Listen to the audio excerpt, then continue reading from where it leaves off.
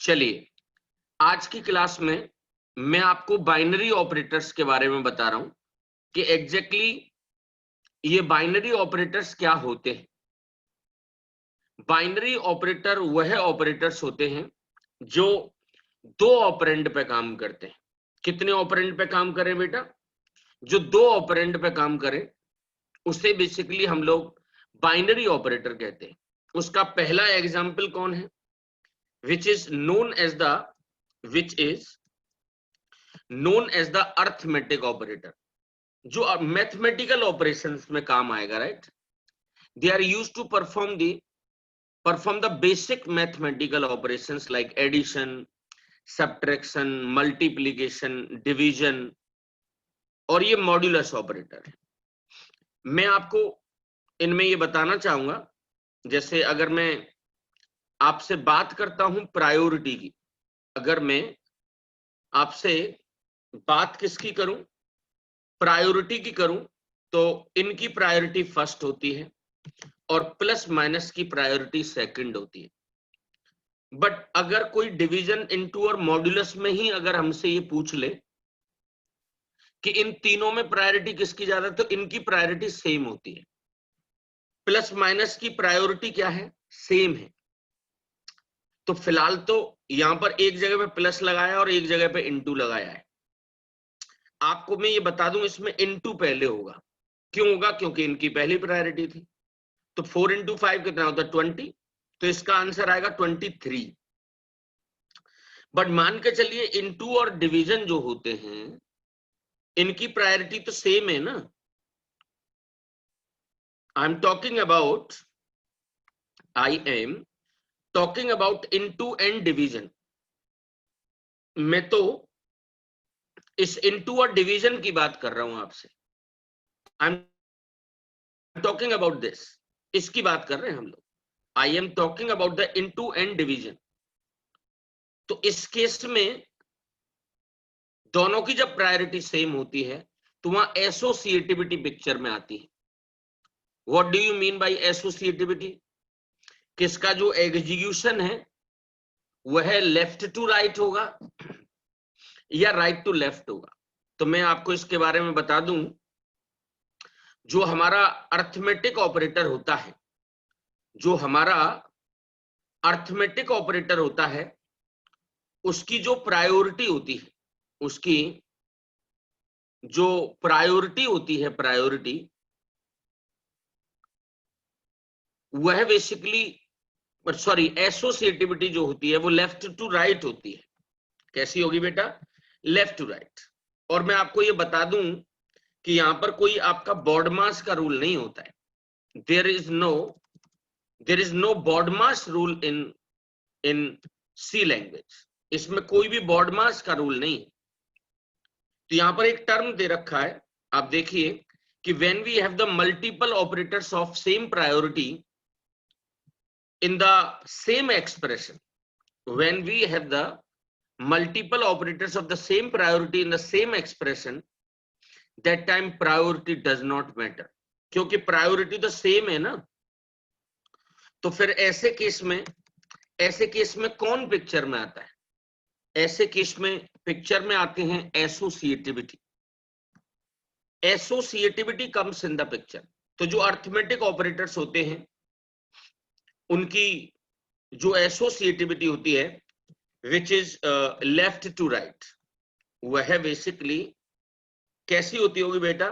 Left to right for the assignment operator.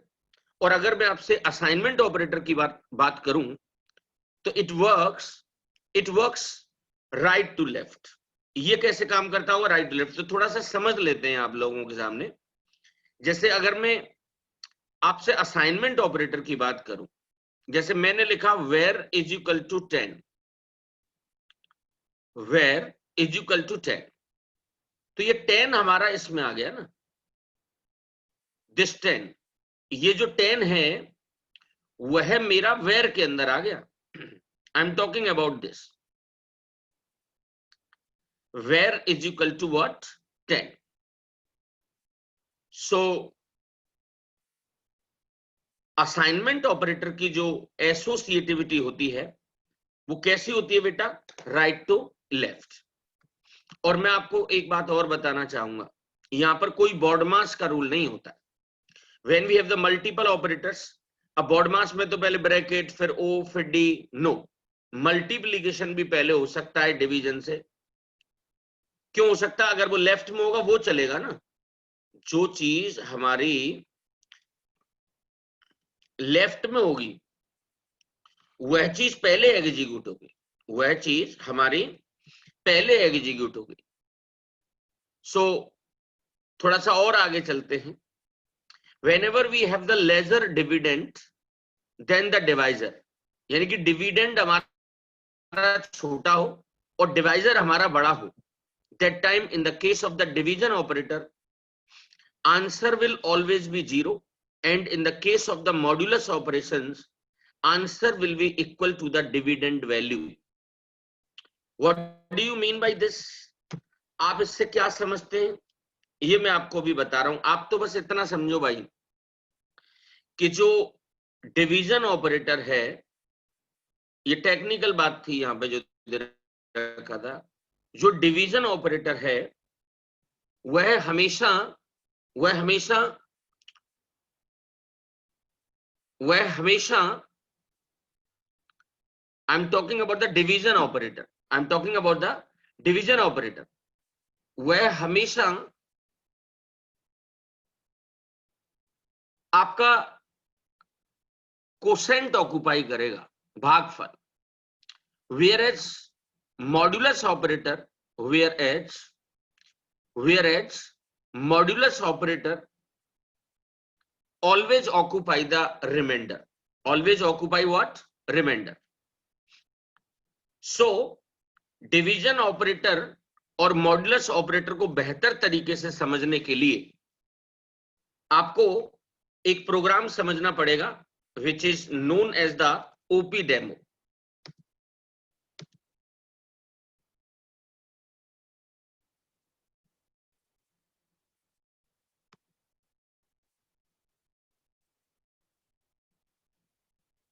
See, has include stdio.h, has include stdio.h.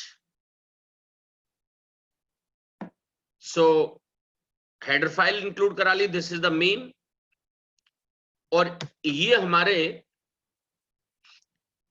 4 operations है। अब देखो ये division operator है, यहां पर आप अपनी मैथ की नॉलेज मत लगा देना, यहां पर आपको यहां पर अपनी कोई मैथ की नॉलेज नहीं लगानी है भाई। यहां पर सिंपल 21 को हमने 2 से जब डिवाइड किया बेटा, देन आंसर इज व्हाट, 10। अब 21 मॉड्यूलस बाई 2 तो रिमाइंडर कितना आ रहा होगा, 1।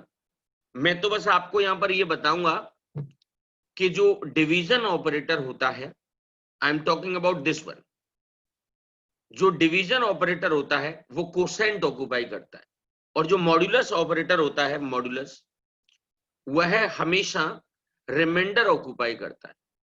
अगर मैं आपसे 2 डिवाइड बाई 21 की अगर बात करूं तो देखिए भाग ही नहीं जा रहा उसके अंदर, तो यहां पर क्या आएगा, 0 आएगा। और 2 मॉड्यूलस बाई 21 जो हमारा डिविडेंड न्यूमरेटर जो छोटा होता है वही उसका आंसर होता है। तो मैं अगर इन शॉर्ट अगर यहां पर एक लाइन बोलूं तो आपको ये समझना पड़ेगा कि डिवीजन ऑपरेटर कोसेंट, देखो whenever we have a lesser dividend than the divisor, the number by which a dividend is divided, that time in the case of division operation answer will always be 0, and in the case of the modulus operations answer will be equal to the dividend value. यानी कि जब ऊपर की value छोटी होगी तो division operator के case में क्या आएगा, आंसर 0 आएगा। एक बार करके देखिए आप इसे।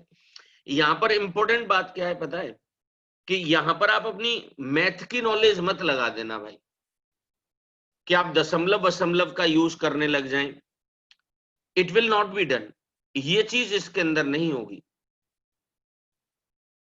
ये प्रोग्राम मैं आपको अभी बता रहा हूं।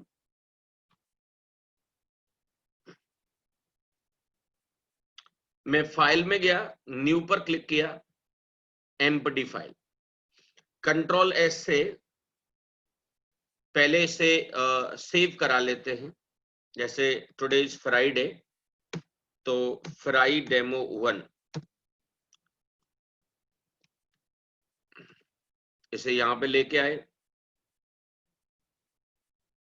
आप रन कराइए, क्या आंसर आ रहा है देख रहे हैं आप, 10102। आप समझ गए होंगे, 21 को 2 से डिवाइड किया। अब यहां दशमलव में आंसर क्यों नहीं आया भाई? क्योंकि दोनों ही जो वैल्यू है हमारी वो न्यूमेरिक टाइप की, there is no floating point in that. इनके अंदर किसी भी प्रकार का कोई भी फ्लोटिंग पॉइंट नहीं है। अगर मैं आपसे यहां पे बात करूं मॉड्यूलस ऑपरेटर की, तो ये रिमाइंडर ऑक्युपाई करता है। रिमाइंडर कितना 1 है। जैसे यहां पे out division 2 divide by 21, 2 divide by what 21, तो यहां पर क्या आ रहा है देख रहे हैं आप, 0। अब यहां पर मैंने क्या लिखा, 2 मॉड्यूलस बाई 21, तो ये मेरा रिमाइंडर है, this is my what remainder. तो मैं आपको यहां पर ये बताने की कोशिश कर रहा हूं, मैं आपको ये बताने की कोशिश कर रहा हूं कि डिवीजन में और मॉड्यूलस में क्या अंतर है। अब यहां पर कुछ पॉइंट्स आपको सीखने पड़ेंगे। यहां पर आपको कुछ नॉर्म समझने पड़ेंगे कि remainder operator cannot be used for float and double data type value, otherwise it would give the compile time error. अब ये रूल तो आपने याद कर लिया, मान के चलिए ये रूल आपने याद कर लिया कि रिमाइंडर ऑपरेटर जो मॉड्यूलस ऑपरेटर है, जो हमारा मॉड्यूलस ऑपरेटर है, वह कभी भी दशमलव टाइप की वैल्यूज के साथ यूज नहीं हो सकता। उसके पीछे का लॉजिक क्या है भाई, why it can not be used with, जो मॉड्यूलस ऑपरेटर है वो फ्लोट और डबल के साथ क्यों नहीं यूज हो सकता? क्योंकि इसमें रिमाइंडर आने का कोई मतलब ही नहीं बनता। मॉड्यूलस ऑपरेटर की एग्जिस्टेंस कहां पर है? मॉड्यूलस ऑपरेटर की जो एग्जिस्टेंस है वो कहां पर है? मॉड्यूलस ऑपरेटर की जो एग्जिस्टेंस है वह बेसिकली वहां पर है जहां पर रिमाइंडर आ सकता है। अब जितनी भी कहानी मैंने आपको सुनाई है उसके ऊपर ये कुछ प्रोग्राम्स हैं, उन्हें आप एक बार समझिए। Write a program to accept the temp in accept, write a program to input the temperature in Fahrenheit and convert into what centigrade using which function, scanf function। ये scanf एक फंक्शन है input लेने का, तो इसके ऊपर एक demo तो बनता है। हाउ वी डू इट, ये प्रोग्राम 10 है मेरे पास। अब जिस किसी को भी इसका फॉर्मूला आता होगा उसे कोई प्रॉब्लम नहीं होगी। देखिए यहां पर ये कमेंट बना दिया, write a program to accept the temperature in Fahrenheit and convert into what centigrade using what scanf। सबसे पहले मैंने has include stdio.h किया।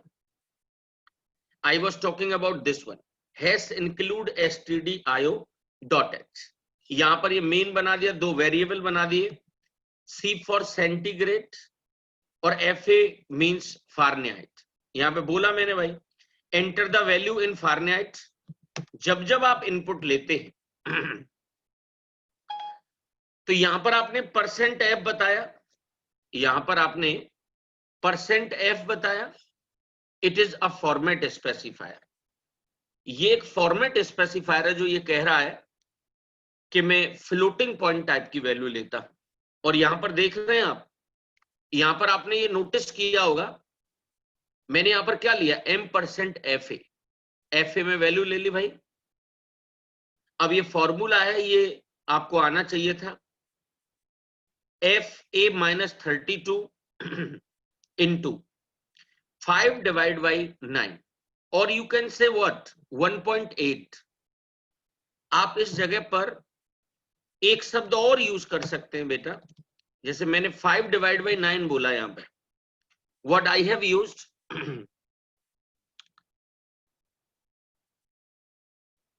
सो यहां पर ये टर्म यूज किए मैंने, fa minus 32 into 5 divide by 9, which is known as what, which is known as the 1.8। तो ये फॉर्मूला आप याद रखें बस, f minus 32 into 5 divide by 9 which is known as what, 1.8। 1.8 वो आंसर हमारा किस में आके स्टोर हो गया भैया, सी में, और the converted Celsius value is, वो यहां पर प्रिंट हो जाएगी। सो आपको इसे मैं चला के दिखा रहा हूं, एक बार रन करिए, और यहां पर आप कोई भी एक वैल्यू ले लो, लेट अस जो मैंने 100 ले लिया, the converted Celsius value is what, this one. मैं आपसे यहां पर ये रिक्वेस्ट करूंगा कि आप सिंपली यहां पर ये फॉर्मूला आप याद कर लें, ये फॉर्मूला आप याद करें, राइट। आपको इसके बाद कुछ ये पॉइंट्स और पता होने चाहिए, यू मस्ट नो, जैसे integer divide by integer, int divide by what, int, उसका आंसर क्या आ रहा है, इंट। एक सेकेंड,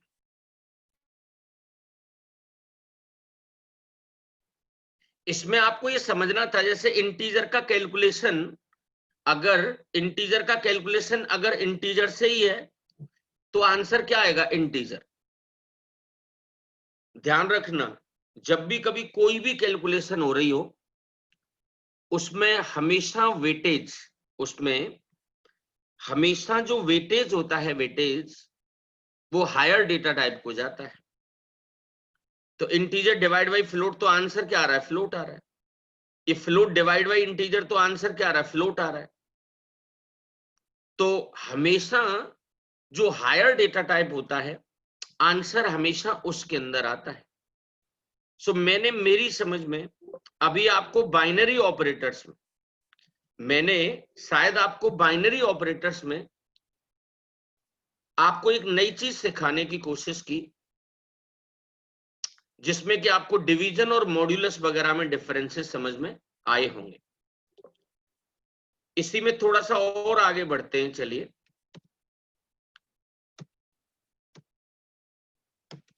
ऑपरेटर पार्ट 3, यहां पर मैक्सिमम इसमें असाइनमेंट्स ही होंगे।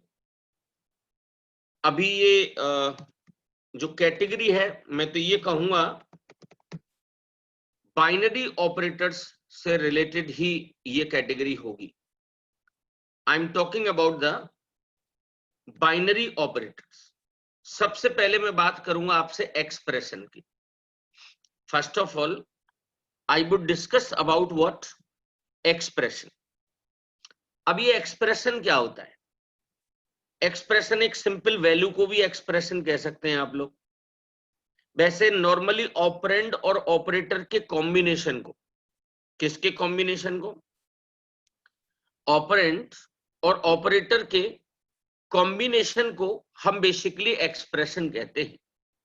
Combination of operators and operands is called what, is called expression. Any expression, an expression is everything or anything that evaluate a value. तो जैसे मैं यहाँ पे सिंपल एक्सप्रेशन बता रहा हूं, the simplest C expression consists of a single item, simple variable, literal constant, symbolic constant। उदाहरण के तौर पे यहाँ पे कुछ एग्जाम्पल्स लिखे हुए हैं, देयर आर सम, जैसे पाई, पाई की सिंपल एक वैल्यू ही तो होगी, which is 3.14, 20 itself is a value। Rate, यहां पर मैंने क्या दिया बेटा, -1.25, -1.25। सो ये वाला पॉइंट इसके अंदर दे रखा है, पाई 20 रेट, ये सारी क्या है, वैल्यूज हैं। बट अगर मैं आपसे कॉम्प्लेक्स एक्सप्रेशन की अगर मैं बात करूंगा, ये ऑपरेंड और ऑपरेटर का कॉम्बिनेशन है भाई, complex expression consists of simpler expression connected by what? Operators. जैसे 2 + 8, तो 2 और 8 यहां पर क्या हो गए? हमारे ऑपरेंड हो गए। 2 और 8 जो हैं, आई एम टॉकिंग अबाउट 2 and 8, ये हमारे क्या हो गए? ऑपरेंड। और प्लस हमारा क्या हो गया? प्लस हमारा ऑपरेटर हो गया। जैसे मैं बात करूं आपसे 1.25 divide by 8 + 5 into rate, I am talking about this one.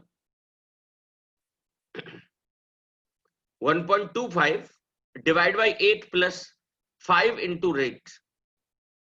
आप इसकी कैलकुलेशन पे मत जाना कि पहले अब यहाँ पे डिवीजन होगा, फिर 5 into rate होगा, देन चीजें एडअप हो जाएंगी। नो, मैं तो बस आपको यहां पर कॉम्प्लेक्स एक्सप्रेशन का सिंपल आपको एग्जाम्पल बताने की कोशिश कर रहा हूं। सो दो तरह के एक्सप्रेशन हुए। एक हमारा सिंपल एक्सप्रेशन हुआ जिसमें एक नॉर्मल वैल्यू होती है, और एक हमारा जो होता है which is the complex expression. दूसरा वाला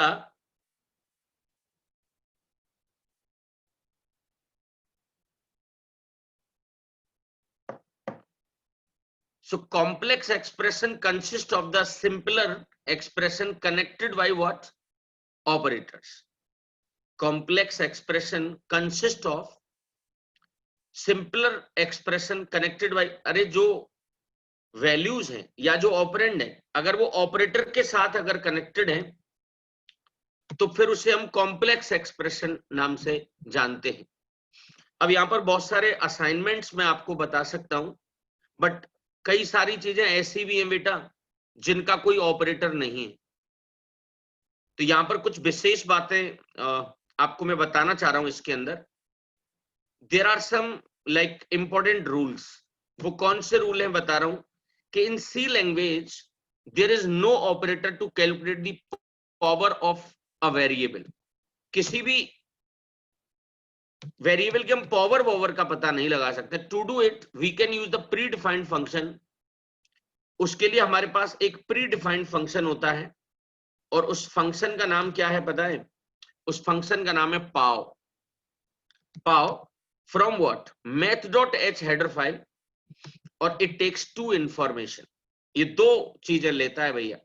देखिए कोई ना कोई जो फंक्शन होगा भैया, तो होगा तो वो किसी न किसी हेडर फाइल का ही ना, वह होगा तो किसी न किसी हेडर फाइल का।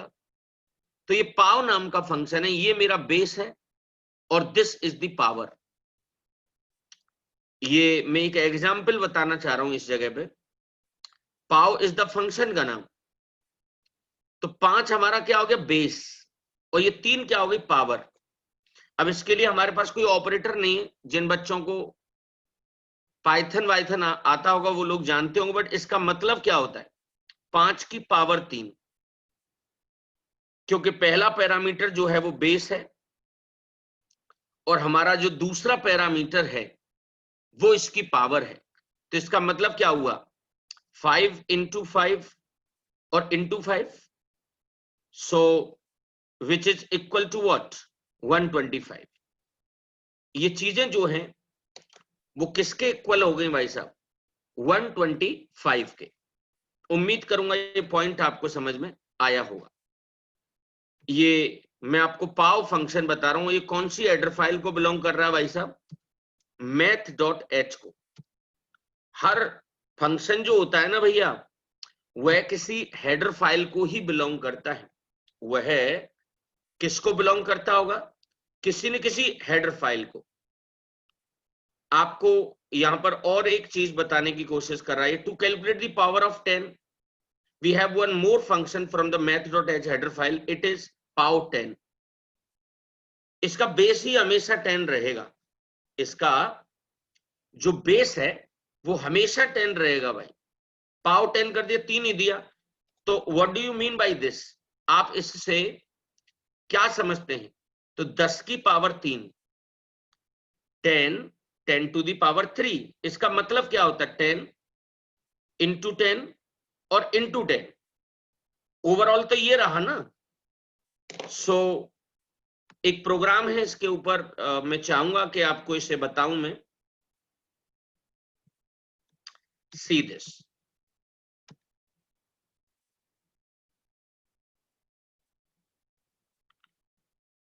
Programme 11 hash include stdio.h। दूसरा हमारे पास कौन सा है बेटा, math.h। ये मेरा मेन मेथड है। हमने दो वेरिएबल बनाए a और b, a और b। ये मेरा पाव नाम का फंक्शन है। आई am talking about this one. तो यहां पर हमें दो चीजें देनी पड़ रही हैं बेटा, देख रहे हैं आप, ये मेरा बेस है और ये मेरी पावर है।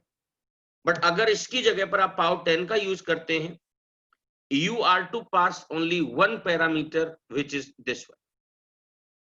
उस जगह पर ये वाली चीज होती है। तो the power of the number is, और यहां पर आके इस ए को प्रिंट करा दिया। The power of the number is, यहां पर आके हमने बी को प्रिंट करा दिया। यहां पर आकर मैंने किसे प्रिंट करा दिया बेटा, बी को। देखिए दोनों का आंसर जो है वो सेम आएगा, बट देखिए 1000 और 1000, बट पाव के अंदर दो पैरामीटर है, वन इज द बेस और second one is the power. दूसरे वाले में आई am talking about the second one, इसकी बात कर रहा हूं मैं आपसे। इसमें सिंपल पावर ही पावर है, सिंपल इसके अंदर क्या है बेटा, पावर ही पावर है। ये बात शायद आपको समझ में आ रही होगी। The power of the number is, यहां पर दोनों वैल्यूज को प्रिंट कराने, परसेंट डी सिंपल एक फॉर्मेट स्पेसिफायर ही तो होता है भाई।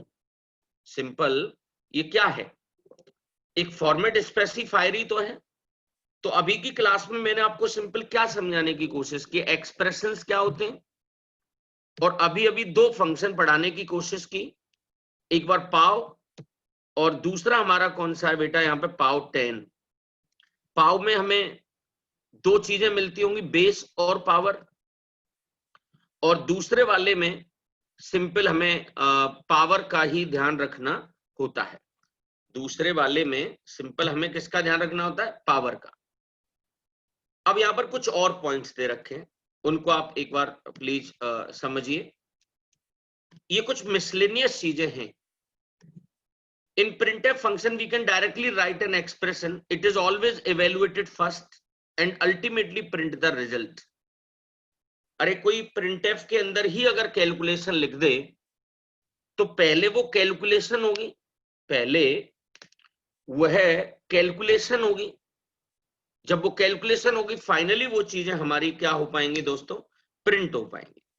सो एक डेमो इसके ऊपर भी मैं बताना चाहूंगा, विच इज प्रोग्राम 12। बहुत ही सरल सा प्रोग्राम है, देखिए percent D 4 modulus by 7, 4 modulus by 7। यहां पर जब हमारा न्यूमरेटर छोटा है, यानी कि डिविडेंड अगर छोटा है तो वही उसका आंसर है। और 4 डिवाइड बाई 7 अगर करूंगा तो 0 आएगा, क्यों भाग ही नहीं जा रहा। अरे इसमें तो रिमाइंडर ऑक्यूपाई होता है, और यहां पर क्या आएगा, कोसेंट। ये बातें हो चुकी हैं आपसे। सी 4 और 0, ये बीच में गैप क्यों आ रहा होगा, why it is showing the gap, because of the slash T. ये गैप जो आ रहा है वह बेसिकली स्लैश टी की वजह से आ रहा है। किसकी वजह से आ रहा होगा बेटा, स्लैश टी की वजह से। सो ये एक मिसलेनियस पॉइंट था जो आपके टीचर ने इसमें आपको बताया है, बट मोर और less it is related with the expression. ये कुछ असाइनमेंट्स हैं, दीज आर सम असाइनमेंट्स, और ये सारी चीजें कहीं ना कहीं इस बाइनरी ऑपरेटर और एक्सप्रेशन से ही रिलेटेड होती हैं। ये कहीं ना कहीं किससे रिलेट करती होंगी बेटा, बाइनरी ऑपरेटर से और एक्सप्रेशन से। जैसे आप इसको समझिए प्लीज। जैसे मैं अगर आपसे इस बाइनरी ऑपरेटर की अगर बात करूं तो इसमें देखो, write a program to accept the radius, हमें सिंपल रेडियस लेनी है, and calculate and print the area and volume of a sphere. अब एरिया का फॉर्मूला क्या है, 4 पाई आर स्क्वायर, आर की वैल्यू तो आपने ले ली ना, और अगर वॉल्यूम निकालना है किसी को तो 4 divide by 3 into pi r cube, into pi r cube. So कैसे करेंगे इस चीज को, यहां पर मेरे पास ये प्रॉपर डेमो एक बना हुआ है। मेरी समझ में तो बहुत सरल है भाई, मेन लिया, कुछ वेरिएबल बनाए, एंटर द रेडियस वैल्यू। सबसे पहले आपने रेडियस लिया, और जो यहाँ पे ये मैथ का एक्सप्रेशन है तो 4 पाई, तो 4 पाई की वैल्यू कितनी होती है, 3.14। अब हमारे पास आर स्क्वायर की जगह हमने क्या ले लिया, रेडियस इंटू रेडियस। ऐसे ही वॉल्यूम निकालना हो तो वॉल्यूम में क्या, 4 divide by 3, so where is that, और ये 4 के साथ ये सब कुछ होगा, इंटू पाई इंटू आर का क्यूब है, देखो 4 into this into radius into radius into radius, और डिवाइड बाई व्हाट, 3। अब ये ब्रैकेट का साइन क्यों लगाया होगा आपने, हम ये चाहते हैं कि ये सबसे पहले इवेल्युएट हो, उसके बाद जो एरिया है वो हमारा इस परसेंट एफ की जगह पर आ गया, और जो वॉल्यूम है वो इस परसेंट एफ की जगह पर आ गया, दैट्स इट। ऐसे ही अगेन यहां पर पॉइंट दे रखा है, देखिए यहां पर हम स्फीयर की बात कर रहे थे, यहां पर रेक्टेंगल की बात हो रही है। Area and perimeter of a rectangle, simple क्या, write a program to accept the length and width and calculate and print the area and perimeter of a rectangle. तो यहां पर एरिया निकाल रहा है एल इंटू बी, ये perimeter है 2 into L plus B. So इसके ऊपर भी यहां पर एक छोटा सा ये प्रोग्राम दे रखा है। मेरी समझ में आपको घर पे जाके इनको टाइप करना है। हेडर फाइल ले ली, मेन बन गया, ये कुछ वेरिएबल्स बना लिए, enter the length and width of a rectangle. तो देखिए m% लेंथ और m% विड्थ, ये कुछ फॉर्मूले थे। अब देखिए यहां पर l प्लस बी का काम पहले कराना है तो हमने ब्रैकेट का साइन लगा दिया। आपको ये पता है, आप ये अच्छे से जानते हैं कि ब्रैकेट की प्रायोरिटी ज्यादा होती है, ब्रैकेट की जो प्रायोरिटी है वह ज्यादा होती है। ऐसे बहुत सारे प्रोग्राम्स यहां पे दे रखे हैं, सिंपल फॉर्मूले की बात कर रहा है आपसे। अगला प्रोग्राम देखिए आप, मैंने यहां पर क्या लिखा, write a program to accept a 4 digit number. कितने डिजिट का नंबर ले रहे हैं, 4 डिजिट का, and print the addition of only the first and last digit of that number. तो जब भी कभी आप डिवीजन ऑपरेटर का यूज करेंगे तो पहला डिजिट निकालेगा, भाग देता है, और मॉड्यूलस ऑपरेटर से हमेशा लास्ट का डिजिट निकलता है। कौन सा डिजिट निकलेगा, लास्ट का। सो ये मैं आपको कल की क्लास में बताऊंगा, थोड़ा सा टेक्निकल है, अगली क्लास में और बेहतर तरीके से इसे समझेंगे। ये रिलेशनल ऑपरेटर भी जो होता है ना, वह भी हमारा बाइनरी ऑपरेटर ही है। क्यों कहेंगे this is a binary operator, simple सी बात है भाई, ऐसा कोई भी ऑपरेटर जो 2 ऑपरेंड पे काम करे, जो कितने ऑपरेंड पे काम करे, 2 ऑपरेंड पर काम करे, उसे बेसिकली हम लोग बाइनरी ऑपरेटर कहते हैं। आज के लिए इतना ही रखेंगे, थैंक यू सो मच।